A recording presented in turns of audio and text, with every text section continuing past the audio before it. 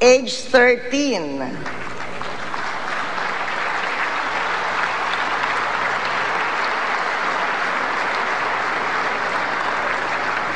Of Barangay Rombang, Belison Antique, who saved his mother, brother, and sister from the raging waters of Sibalom River.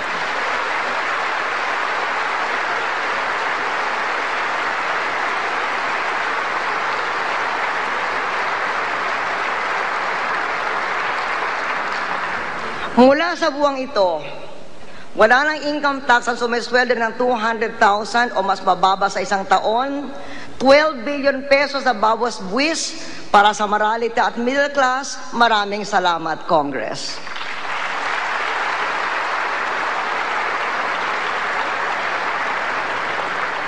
Ngayon, may 32 pesos na commercial rice. Natutugan na natin ang problema sa pagkain sa kasalukuyan. Nagtagumpay tayo dahil sa pagtutulungan ng bayan ng buong bansa sa pagsasaka, bantay presyo, at paghihigpit sa price manipulation sa masipag na pamumuno ni RT Yap.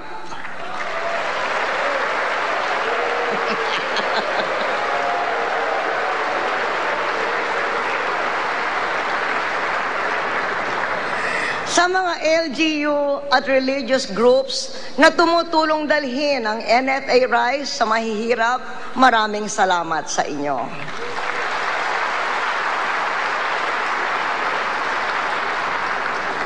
Dahil sa subsidy, NFA rice is among the region's cheapest. While we can take some comfort that our situation is better than many other nations, there is no substitute for solving the problem of rice and fuel here at home. In doing so, let us be honest and clear-eyed. There has been a fundamental shift in global economics. The price of food and fuel will likely remain high. Nothing will be easy. The government cannot solve these problems overnight. But we can work to ease the near-term pain while investing in long-term solutions.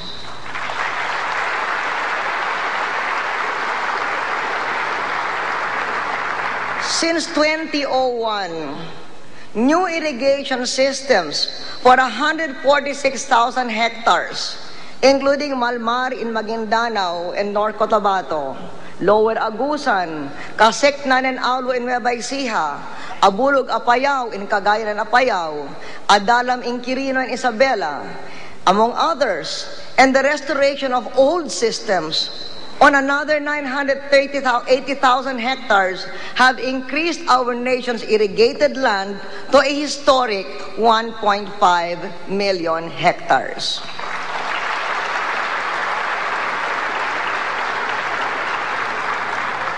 Edwin Bandila, 48 years old, of Ugalingan, Carmen, North Cotabato, cultivated 1 hectare and harvested 35 kabans. 13 years ginagawa yung Malmar. My first State of the Nation address, sabi ko, kung hindi matapos yun, sa Setyembre ay kakanselin kong kontrata, papapasukin ko ang engineering brigade, natapos nila. With Malmar, now he cultivates 5 hectares and produces 97 kabans per hectare. Mabuhay, Edwin.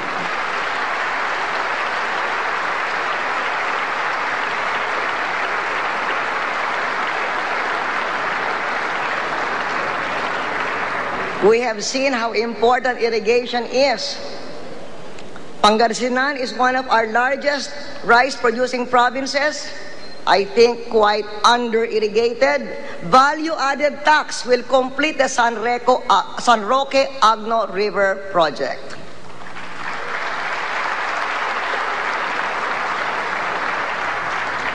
The Land Bank has quadrupled loans for farmers and fisherfolk. That is fact, not fiction. You can check it. For more effective credit utilization, I instructed DA to revitalize farmers' cooperatives.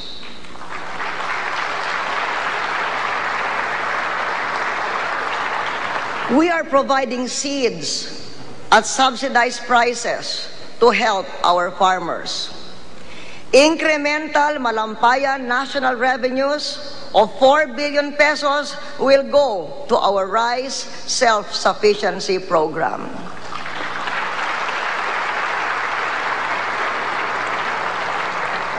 Rice production since 2000 increased an average of 4.07 a year, twice the population growth rate.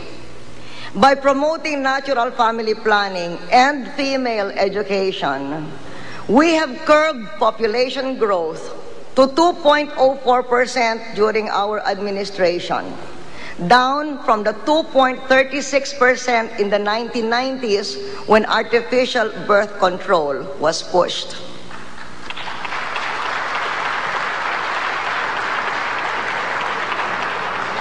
Our campaign spreads awareness of responsible parenthood regarding birth spacing. Long years of pushing contraceptives made it synonymous to family planning. Therefore, informed choice should mean letting more couples, who are mostly Catholic, know about natural family planning.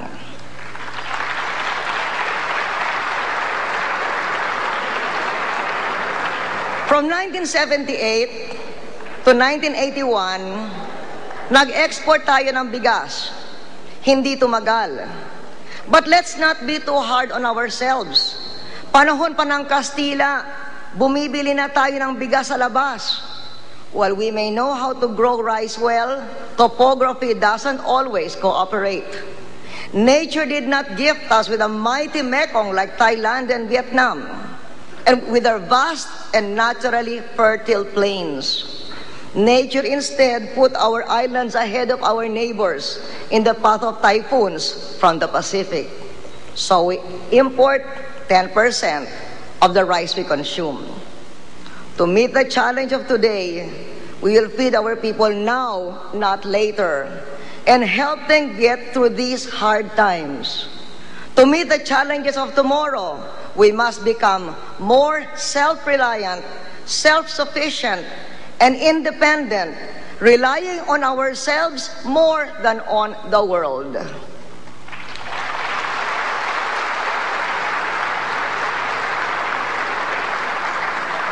Now we come to the future of agrarian reform. There are those who say it's a failure, that our rice importations prove it. There are those who say it is a success, if only because anything is better than nothing. Indeed, people are happier owning the land they work, no matter what the difficulties.